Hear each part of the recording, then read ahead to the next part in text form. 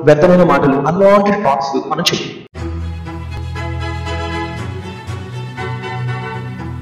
Hello constitution, praise lord, అందరూ ఎలా ఉన్నారండి? గత వీడియోలో మనం కొన్ని విషయాలు తెలుసుకున్నాం. ఈ లోకంలో క్లారిటీ ఉండదు, కానీ దేవుని విషయానికి వచ్చేసరికి క్లారిటీ ఉంటుంది. ఈ లోకానికి వచ్చేసరికి ఇది చెయ్యొద్దు అని అంటారు, కానీ ఏది చేయాలో చెప్పరు.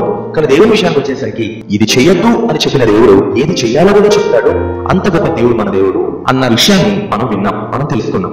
అయితే వీడియో చూడాలని మాట చెప్తాను. ఏంటది అని అంటే, ఇది చెయ్యొద్దు అని అన్నప్పుడు సహజంగా మనకు వచ్చే ఆలోచనలు, మనకు మైండ్ లో వచ్చే ఒక డౌట్ ఏంట్రా అంటే, ఎందుకు అని అడుగుతాం కదా, మరి తప్పేముంది, ఎందుకు అని అడగడం తప్పేముంది అని చాలా మంది డౌట్ రావచ్చు అని చెప్పి ఇంకొక వీడియో మనం మాట్లాడుకుంటాం, కానీ ఆ వీడియో మనం ముగించాం కదా, ఆ వీడియో మనం ఫినిష్ చేసుకున్నాం. అయితే దాని గురించి ఈ వీడియోలో మనం మాట్లాడుకోవద్దు. సరే, కమింగ్ టు ద పాయింట్. దేవుడు ఏదైతే ఇది చెయ్యొద్దు అన్నారో, అంటే ఈ ఫలం తినద్దు అని అన్నారో, హవ్వ ఆదాంలో వాళ్ళు బేసిక్ గా ఒబే చేశారు. వెంటనే దేవుడు చెప్పడానికి వెళ్ళిపోయి తినేనా, కానీ ఎప్పుడు తిన్నారు అని అంటే, సర్పరూపంలో అపవాది అయిన సాతాను హవ్వ దగ్గరికి వచ్చి ప్రేరేపించిన తర్వాత హవ్వ తినేసేసి ఆదాంకి ఇచ్చింది. అయితే ఈ ప్రేరేపించడం అన్న మాట అన్నాం కదా, అంటే మ్యానిపులేట్ చేసింది, లేకపోతే ప్రొవోక్ చేసింది, అంటే మనిషిని రచ్చగొట్టింది అనమాట. అక్కడ ఆ విషయం గురించి ఈ వీడియోలో మనం మాట్లాడుకుందాం. అక్కడే ఎందుకు అనే మాట వస్తుంది అనమాట. ఓకే, సరే, నేను మీకు అర్థం అవడానికి నేను మాట చెప్తాను. Practical again I'm telling you very practical. Okay, చూడండి, మన తల్లిదండ్రులు మనకి ఒక విషయం చెప్పారు, అని ఆయన ఇలా చేయరా, ఇలా ఉండు, అలా ఉండు అని చెప్పారు. ఓకే, లేకపోతే ఇలా ఉండద్దు, అలా ఉండద్దు అని చెప్తారు. వాళ్ళ మీద మనకున్న ప్రేమను బట్టు, గౌరవాన్ని బట్టు మనం ఏం చేస్తాం, ఓకే డాడీ, ఓకే మమ్మీ అని అన్నాం. అవునా?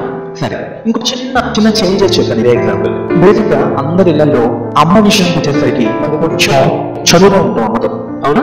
అంటే అమ్మ అంటే బాగా ఫ్రెండ్లీగా ఉంటది, ఇంట్లోనే ఉంటది, అమ్మ చక్కగా మాతో ఫ్రెండ్లీగా మాట్లాడుతుంది అన్న ఒక పాయింట్ ఆఫ్ వ్యూ లో అమ్మతో మనకు కొంచెం చదువుగా ఉంటాం. కానీ నాన్న వచ్చేసరికి ఇంట్లో ఉండరు, ఆఫీస్ కి వెళ్ళిపోతారు, ఇప్పుడు మళ్ళీ నైట్కి వస్తారు. కొంచెం నాన్న స్ట్రిక్ట్ గా ఉంటారు కదా. సో డాడీ విషయానికి వచ్చేసరికి కొంచెం భయం అనిపిస్తుంది కదా, చిన్నప్పుడు కదా, పిల్లలుగా ఉన్నప్పుడు. మనందరం కూడా కొంచెం ఆ స్టేజ్ నుంచి మనం వచ్చాం కదండి. సో అమ్మ చెప్పేవాడు ఎలా ఉన్నా కూడా నాన్న ఏదైనా చెప్తే ఖచ్చితంగా ఓకే డాడీ, అలాగే డాడీ, సరే డాడీ, ఓకే డాడీ అని అంటాం. అవునా? అంటే దాని అర్థం ఏంటి? దాని అర్థం మీరు చెప్పండి. నేను చెప్పే ప్రాక్టికల్ గా చెప్తాను. మీరందరూ ఈ ఎక్స్పీరియన్స్ చేశారా లేదా? మీరందరూ ఈ అనుభవం మీకు ఉందా లేదా? కమెంట్ చేయండి. ఓకే, సో తండ్రి మనకి ఏదైనా విషయం చెప్పినప్పుడు మనం ఆ తండ్రి మీద మనకున్న భయము, లేకపోతే తండ్రి మీద మనకున్న గౌరవము, లేకపోతే ప్రేమ, వాటిని బట్టి తండ్రి ఏదైతే చెప్తారో అది మనం ఖచ్చితంగా వింటాం. ఎక్స్ట్రా మాటలు మాట్లాడాం. ఇది వద్దు అని అన్నప్పుడు ఓకే డాడీ అంటాం. ఎందుకు డాడీ, చేస్తే ఏమవుతుంది డాడీ, నేను చేస్తాను డాడీ, ఒకసారి చేసి చూస్తాను డాడీ అని ఇలాంటి కనికమైన మాటలు, వ్యర్థమైన మాటలు, అన్వాంటెడ్ థాట్స్ మనం చెయ్యి. ఎందుకంటే ఆ తండ్రి మీద మనకున్న గౌరవం, భయం వల్ల మనం అడగం, ఎక్స్ట్రాగా మాట్లాడాలి. ఓకే, అన్నిటి నుంచి ఒక మాట చెప్పిన, తల్లిదండ్రులు నాయన ఇది వద్దురా, లేదా అది చెయ్యి నాయన అని అన్నప్పుడు మనం మాట విన్నప్పుడు ఉండేదానికి ఎందుకు చేయొద్దు, అలా చేస్తే ఏమవుతుంది అనేదానికి డిఫరెన్స్ ఉంటా ఉండదా? ఈడేంట్రా వద్దన్నా కానీ ఎందుకు చేయొద్దు, అలా చేస్తే ఏమవుతుంది అడుగుతాడేంటి అని తల్లిదండ్రులకు వస్తుంది. అవునా? రెండోది, మనం ఎప్పుడైతే వాళ్ళు చెప్పగానే మనం మాట వింటామో ఆ విన్న వెంటనే తల్లిదండ్రులకు సంతోషం కలుగుతుంది. నేను చెప్పిన మాట నా బిడ్డ విన్నాడు అని. అవునా? ఇది అవునా కాదా కమెంట్ చేయండి. ఓకే, అలాగే హవ్వ ఆదాము విషయంలో కూడా దేవుడు ఇది తినద్దు అన్నప్పుడు వాళ్ళు తినకుండా ఉండాల్సింది. ఓకేనా?